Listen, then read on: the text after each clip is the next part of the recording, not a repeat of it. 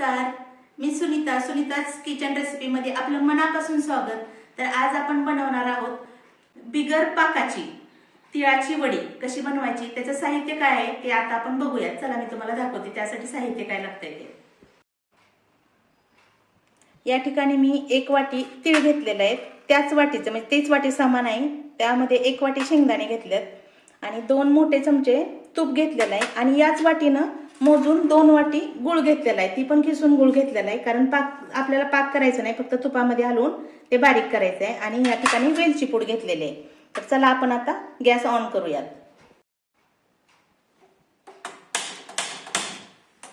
या ठिकाणी मी कढई गॅसवरती ठेवते आणि हे तीळ जे आहेत ते आपण भाजून घेणार आहोत।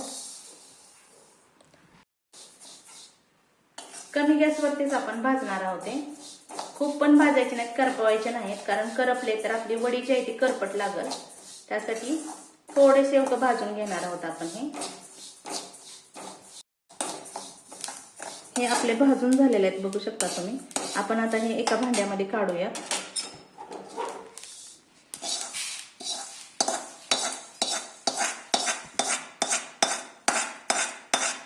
आणि अशाच प्रकारे आपण शेंगदाणे बारीक भाजून घेणार आहोत, ते पण असंच कमी गॅसवरतीच भाजून घेणार आहोत। करायला खूप सोपी असते ही तीळ वडी। आणि आता संक्रांत आहे, त्यामुळे संक्रांत स्पेशल म्हणून जरी आपण हे करू शकतो। हे असंच बारीक गॅसवरतीच आपण भाजून घेणार आहोत। हे बघा, शेंगदाणे आपले भाजून झालेत व्यवस्थित अगदी, हे पण आपण काढून घेऊया त्याच्यावर।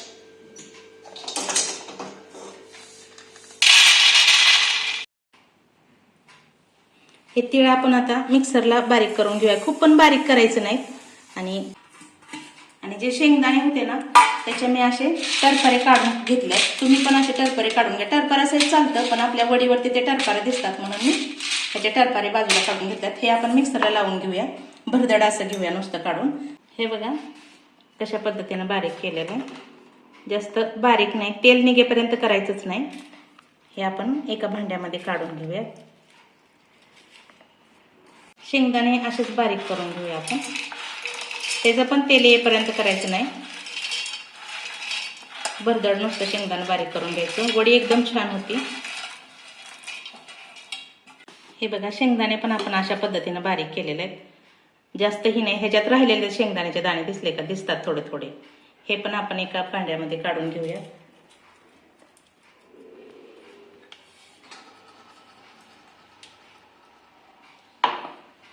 आणि एका ताटाला आता ज्यामध्ये आपण वड्या तयार करणार आहेत त्याला आपण तूप लावून घेऊया। तोपर्यंत थोडंसं तूप लावूया ताटाला, म्हणजे वडी खाली चिटकत नाही, त्यासाठी आपण ताटाला अशा प्रकारे तूप लावून घ्यायचं।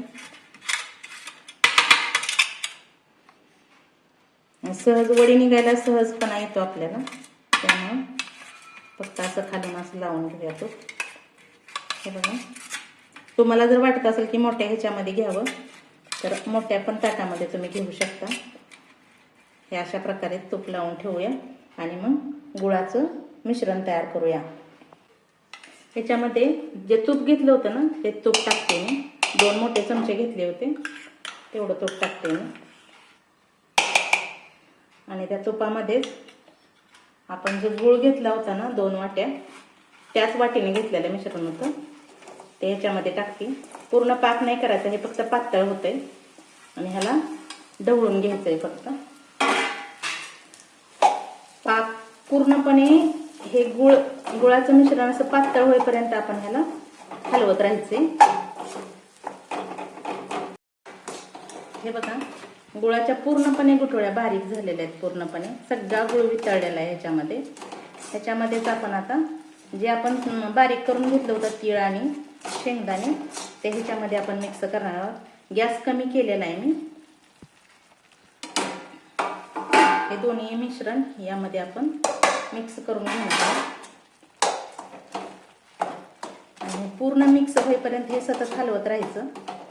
गॅस बंद नाही करायचा, जर आपण गॅस बंद केला तर हे कडक मिश्रण होईल, त्यासाठी गॅस बंद नाही करायचा, गॅस चालूच ठेवायचे हे पूर्ण मिक्स होईपर्यंत। हे पूर्ण मिक्स झालं त्यानंतर आपण त्या ताटाला जे लावून घेतलेलं तूप आहे ना त्याच्यामध्ये घालणार आहोत आपण. आणि ह्याच्यामध्येच वरून आपण जे वेलची पूड घेतली होती ना ती थोडी टाकणार आहोत. बघा कसं झालंय मिश्रण, एकदम छान झालंय मिश्रण. ह्याच्या वड्या एकदम सुंदर होतील. आता आपण गॅस बंद करूया आणि त्या ताटामध्ये आपण हे ओतूया. हे ओतून घेऊया आपण ह्याच्यामध्ये आणि सगळीकडे पसरूया. गरम आहे तोपर्यंतच हे करायचंय आपल्याला.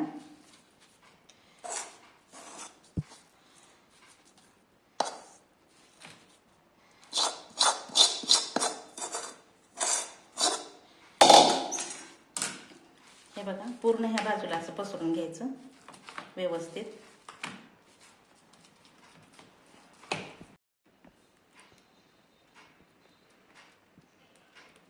अशा प्रकारे आपण पूर्णपणे पसरून घेतलं. हे तुम्हाला जर ह्यानं जमत नसेल तर एखादी वाटी जर घेऊन पूर्णपणे वरून असं केलं ना, एकदम फ्लॅट केलं ना तरी जमू शकेल ते. आणि हे थोडंसं गार होईपर्यंत ठेवायचं. त्यानंतर आपण वड्या कापणार आहोत. कारण जर पूर्ण गार झाल्या तर ह्याच्या वड्या कापता येणार नाहीत. तर थोडंसं थंड व्हायची वाट बघूयात आपण. मिश्रण आपलं पूर्णपणे थंड झालंय. आपण ह्याच्या वड्या पाडून घेऊयात. कारण थोडं थोडं गरम असतानाच थोडं वड्या पाडलेल्या बऱ्या असतात. कारण पूर्ण वाळलं ना तर आपल्याला वड्या पाडायला अवघड जातं, तुटत नाहीत मग त्या. तुम्ही चाकून पण पाडू शकता. मी चमच्याच्या बाजूच्या कडाने पाडते वड्या. हे बघा एवढ्या बास होत्यात वड्या, अगदी सहज पडतायत.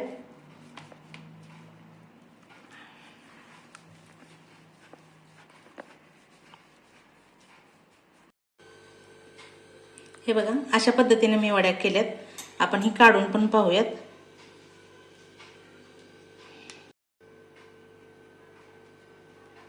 हे बघा अशा पद्धतीनं वड्या तयार आहेत आपल्या. एकदम मस्त मध्ये वड्या झालेल्या आहेत.